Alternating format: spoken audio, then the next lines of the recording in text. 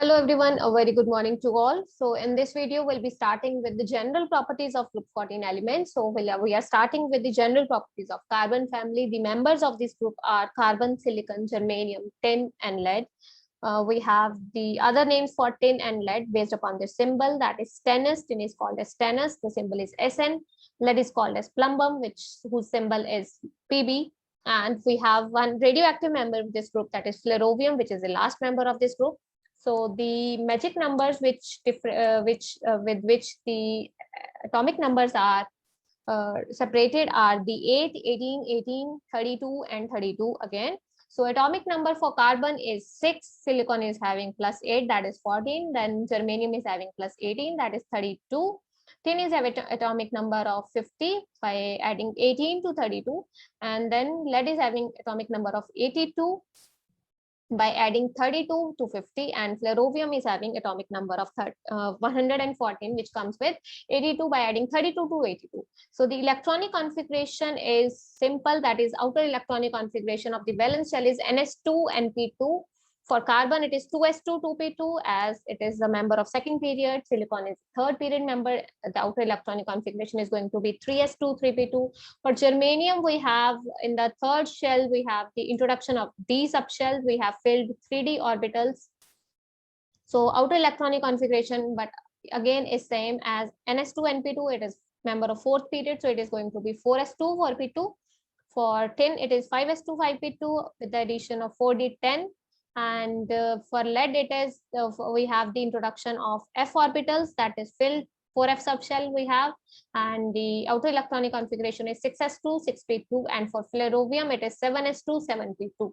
So mnemonics for this group is Kashi Gaye Sant Prabhu. Ka for carbon, Shi for silicon, Gaye for germanium, Gaye say germanium. Then we have stannous, that is Sant, Prabhu for plumbum, and Fool Leke. Kashi Gaye Sant Prabhu for flerovium. Fl is a symbol, Fool Leke is a mnemonic. So you can memorize this whole group as Kashi Gaye Sant Prabhu, Fool Leke. So atomic radii, now coming to the discussion of different atomic properties. So we have atomic radii. So if we closely look at the atomic radii is increasing as we are moving down the group. But in case of carbon and silicon, the difference is appreciable. But when we go from silicon to germanium, the difference is not as expected from the addition of new shell. But this difference is less due to the introduction of 3d subshell because of the poor shielding of d orbitals, electrons present in d orbitals. The effective nuclear charge increases, which does not let the size increase much as with the introduction of cell. जितना increase होना चाहिए उतना नहीं हो पाता due to the क्योंकि effective nuclear charge increase हो जाता है due to the presence of fully filled 3d subshell. And next we have tin. The increase is appreciable, that is 122 से लेके 140 तक increase हो रहा है for tin. Again for lead we have the introduction of 4f orbitals, which have further poor effective shielding, further increase in effective nuclear charge. So again increase is not appreciable, 140 से सिर्फ 146 तक increase हो रहा है as we move from tin to lead. If we look at the ionic radii, for ionic radii, we're considering the ionic state of M4 positive. For carbon, it doesn't exist.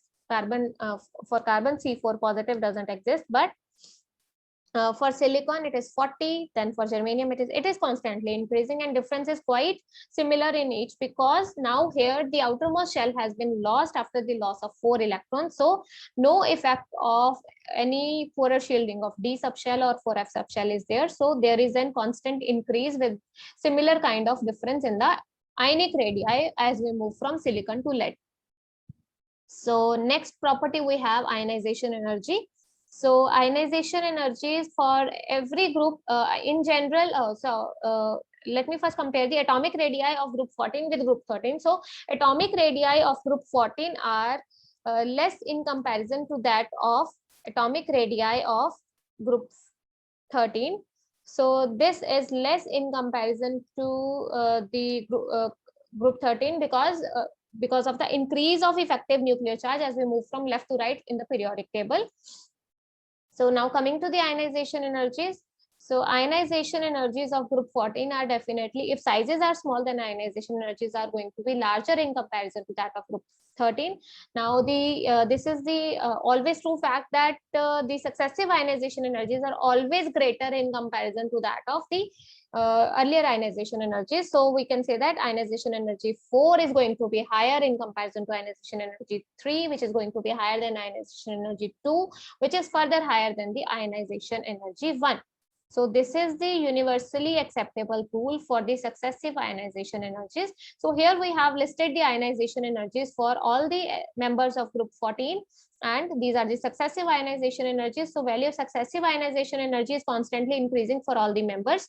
This is true, but there is the as we are moving from the second member to the third member, there was the introduction of D subshell. So there is either there is not much increase or there is decrease. So this change in the ionization energy is due to the presence of due to the poor shielding of d orbital. Similar thing is we are observing here. या तो यहाँ पे हमें मिल रहा है कि ionization energy increase हो रही है, sorry, not it is not increasing much, मतलब कुछ ज्यादा increase नहीं हो रही है, या फिर वो डिक्रीज हो जा रही है.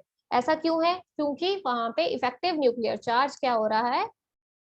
इंक्रीज हो रहा है. तो जैसे ही वो क्या होगा, नए शेल का इंट्रोडक्शन का इफेक्ट वो कॉम्पेंसेट कर देगा, तो आयनाइजेशन एनर्जी ऑलमोस्ट कंपेरेबल रह जाएगी. नॉट मच इंक्रीज और not much decrease will be there as we are moving down.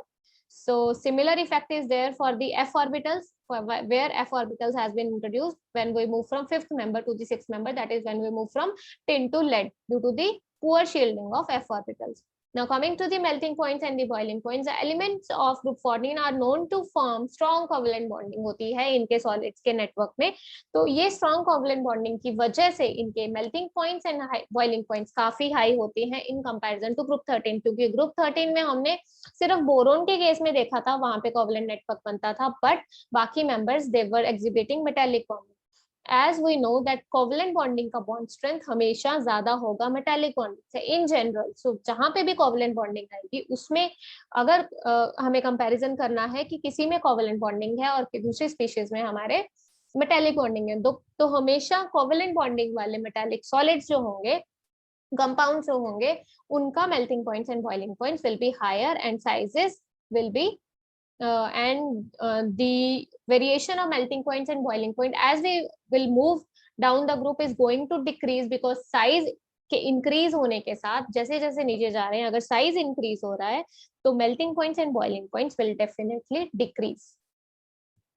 Now coming to the oxidation state, so these group members of group 14 will exhibit tetravalency. They show +4 oxidation state. Carbon forms covalent compounds with +4 oxidation number, but it doesn't form ionic compounds. But yes, although all of them show +4 oxidation state, in addition to that +2 oxidation state is there, which is due to the as we move down the group, the +2 oxidation state becomes more and more stable due to the inert pair effect. Inert pair effect का हमने effect already discuss किया है group 13 में.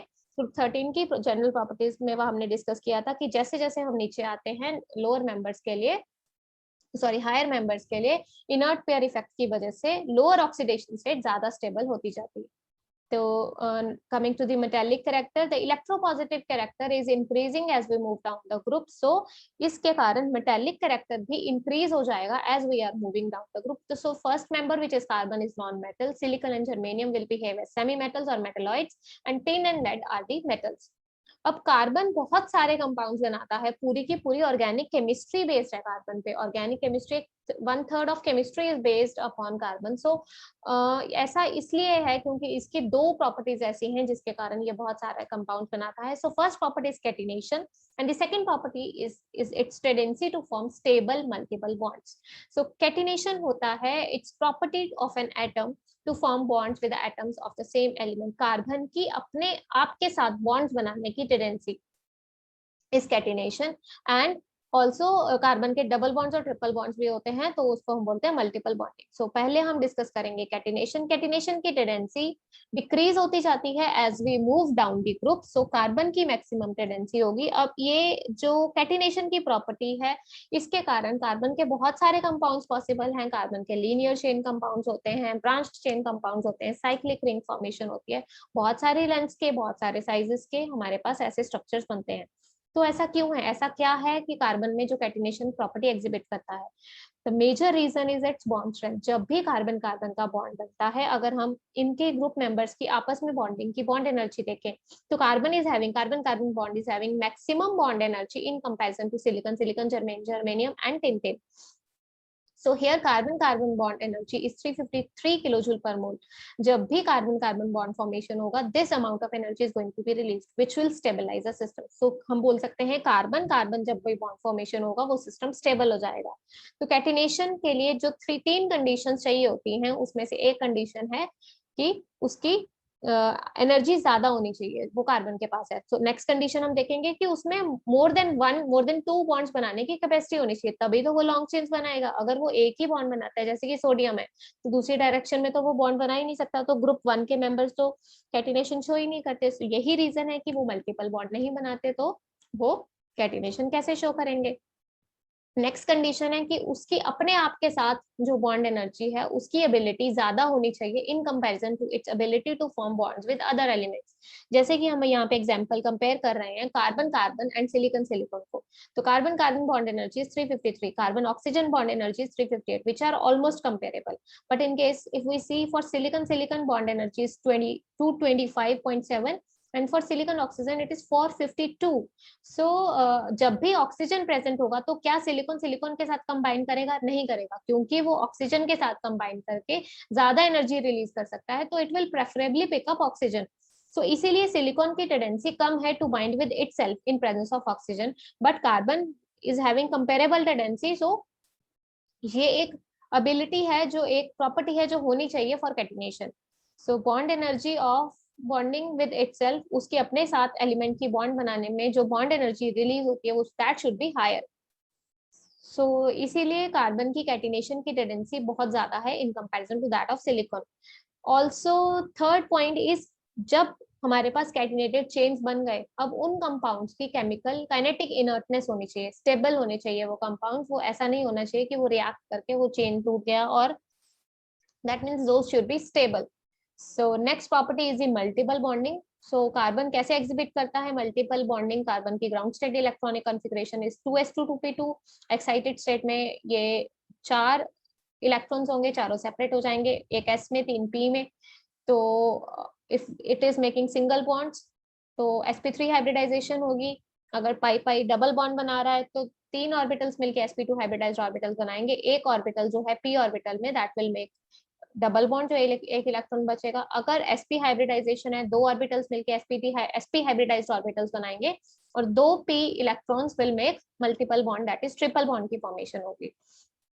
But अगर बाकी के members की हम बात करें, वहां पे अगर उनको पाई बॉन्डिंग बनानी है, तो वहां पे पाई बॉन्डिंग कैसे फिजिबल है? क्योंकि सिलिकॉन में वेकेंट डी ऑर्बिटल, सिलिकॉन के बाद और सिलिकॉन से स्टार्ट होते हैं प्रेजेंस ऑफ डी ऑर्बिटल्स। तो उनके पास due to the presence of vacant d orbitals वहां पे वेकेंट होते हैं। अब इन डी ऑर्बिटल्स के वेकेंट होने की वजह से, तो यहाँ पे जो बॉन्डिंग होती है मल्टीपल बॉन्डिंग, वो होती है kind of D pi P pi bonding. ये होती कैसे है? जो पी पाई जो साथ में नॉन एक एलिमेंट प्रेजेंट है, कैटिनेशन की बात नहीं कर रहे हैं हम यहाँ पे, विद अदर एलिमेंट से this is making bond with oxygen और नाइट्रोजन। तो वहां पे क्या होगा? ऑक्सीजन और नाइट्रोजन के पास फील्ड 2p ऑर्बिटल्स प्रेजेंट है, तो वहां पे डोनेशन होगा from the filled 2p orbitals to the vacant 3d orbitals of silicon. तो इस प्रॉपर्टी को हम बोलते हैं बैक डोनेशन या इंटरनल पाई बॉन्डिंग। तो यहाँ पे जो बॉन्डिंग होती है, वो इंटरनल पाई बॉन्डिंग की फॉर्मेशन की टाइप से होती है। इस तरह की डबल बॉन्ड्स कम फिजिबल है in case of silicon and higher members.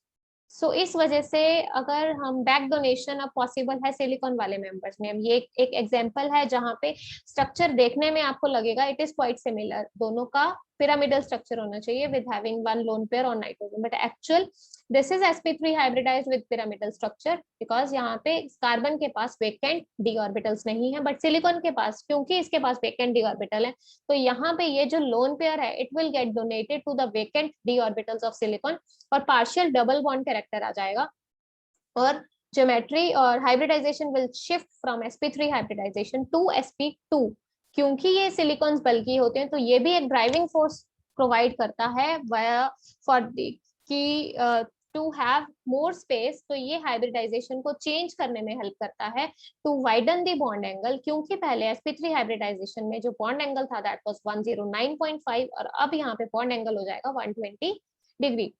तो इस तरह से बैक डोनेशन होता है। ये filled p orbital of nitrogen है और ये vacant d orbitals of silicon है, यहाँ से इलेक्ट्रॉन्स का बैक डोनेशन होगा, तो पार्शियल डबल बॉन्ड कैरेक्टर आ जाएगा and hybridisation will shift from sp3 to sp2 और स्ट्रक्चर हो जाएगा planar.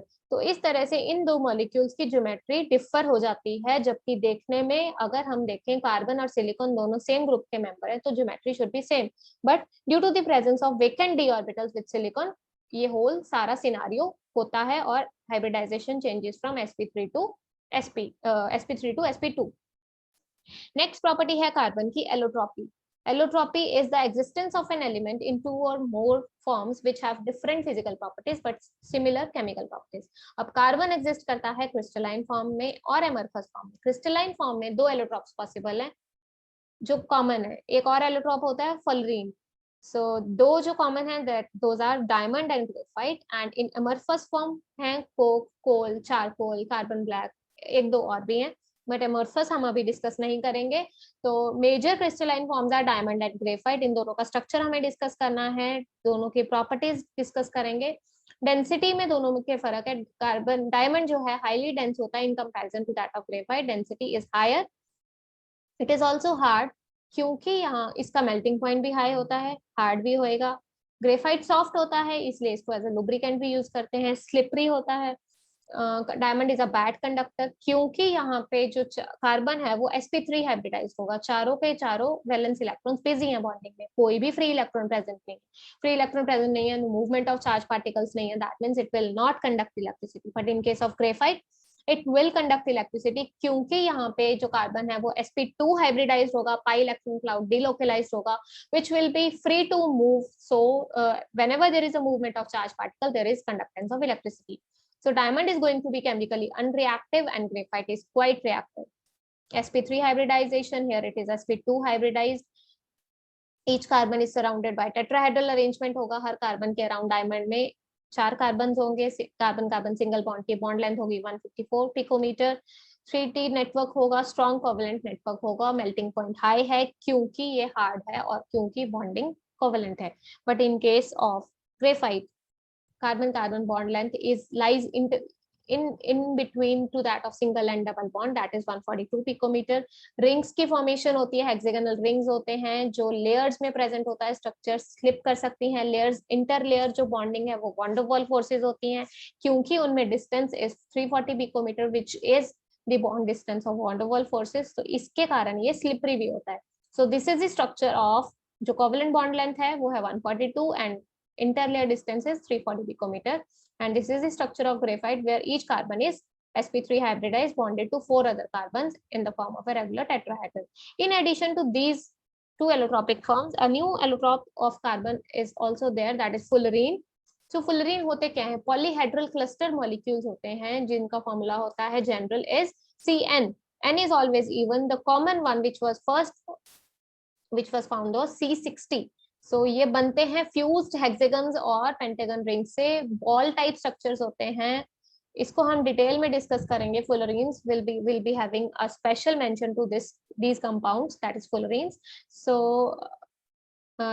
coming to the next members, allotropic forms of next member, that is silicon. It will just have the diamond like structure because it will not form p pi bonding due to the larger size of the higher members. So silicon and other higher members will exhibit the diamond type structure only, they will not exhibit the graphite type structure. Now next we have the compounds of group 14. So this was all about the general properties of group 14. So we'll stop here for this video. That is it for this video. Thank you so much. Have a good rest of the day.